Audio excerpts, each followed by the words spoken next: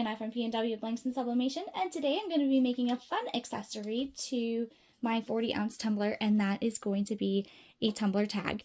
So we actually have them in two different sizes. So we have just the tag itself, and then we have the circle one. So you will peel off the masking tape on this side, and that will be the side that we are sublimating on. And you can use like a pick tool that you would normally use like for vinyl weeding or something, or tweezers. I'm trying to pick it off with my nails. Okay, and then you have a nice white surface. This is white acrylic to sublimate onto. And same with this one. You can tell that it's the back side because of the red writing on the back. So we will we'll leave the back side on while we are sublimating, and then we will peel off the front and have that nice white surface to be able to sublimate. The first design is actually a sloth to match my sloth cup, so I just took this little guy from it and added my name. So then I'll have a very slothy cup. And then this one is for the regular tumbler topper, and it just has my friend's name on it. I made her a cup. I think I showed a different video of making her cup with pictures and stuff from a trip that we took earlier this year. So all I'm going to do, I made my design slightly bigger than the tag itself. So you can see there's a slight bit of overlap there. And that's just to ensure that I got it. Okay. I have just a couple pieces of tape to secure it down and flip it over so the design is on top. And I did the same thing with this guy, with my topper, my round topper. So you can see the design is a little bit larger, and that's just to prevent, you know, we all know that their sublimation likes to be a little bit bigger when you're doing flat substrates. So you want to always make your design a little bit bigger, and I think that's good. Okay. And the one thing about acrylic, so this is white cast acrylic, and the one thing that you have to remember is that when it's hot, it's pliable. So I actually have my press set for 360 degrees and 45 seconds. So I do it at a little bit lower temperature, and 45 seconds is pretty much the normal for flat substrates that I use. And then I have it at light to medium pressure. You don't want a super heavy pressure because you don't want to warp it. And then once it's done counting down and opens up, I'm not going to touch it. I'm just going to let it cool. And then once it's cool, then it'll be done. And that's when we'll take the paper off and everything. But until then, I don't want to touch it because it actually can warp when it's hot.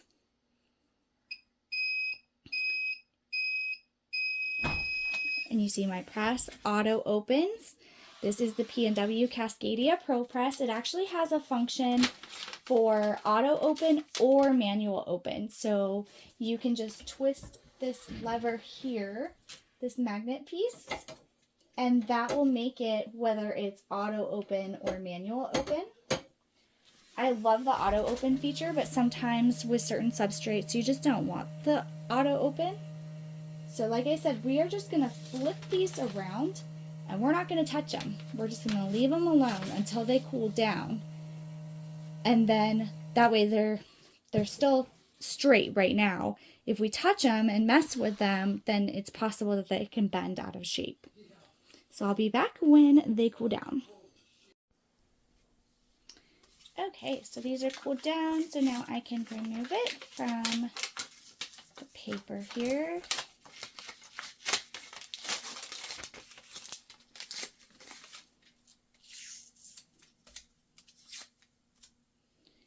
And I can also remove the backing. And it's just white on the back as well. And then what I'll do is The paper will stick a little bit, but you can see how bright that sublimates. So I'm just going to run this under some water with some Dawn dish soap and clean that up, and then we'll be back with that one. And here is my little sloth. And it's going to be the same thing here. So the paper does stick.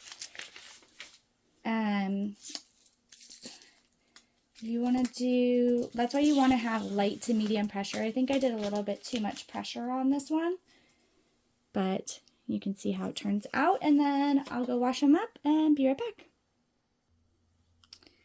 All right, and now it is all washed up and looks fantastic.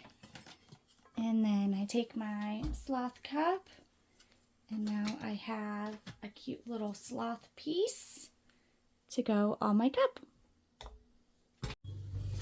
So one thing I wanted to address really quickly is the size. So these aren't meant to be permanent on here or anything like that. There is a gap because this isn't completely flat, so it's not ever going to fit exactly. So it just kind of rests on top there. And then same with the other piece. And then on the white handles and the shimmer white handle tumbler lids and the shimmer tumbler lids, it seems to fit a little bit better than these lids, the colored lids. It's a little looser, but it is still held in place by that straw. So it still fits, it's just a little bit of a looser fit with that. But it's still, you know, it's still in there, and it's not, as long as you're not like turning it upside down, it's not going anywhere. But if you turn your cup out upside down anyway, everything's gonna spill out, because with these lids, these aren't the leak-proof lids. So hopefully that helps a little bit more on the sizing. And these are both lids came from tumblers sold at P&W. I cannot attest for any other 40-ounce tumblers because I don't have any. So hope that helps. But these are our new 40-ounce tumbler topper tags. We do have some in stock, and then we are making them to order. So there may be a slight delay, but for right now we have them in stock. So head on over to pnwblanksanna.com and grab them up. Thanks for watching. If you like this video, give it a thumbs up, share with your friends, and subscribe to our YouTube channel. Come join us on Facebook for more tips, tricks, and tutorials. Happy pressing!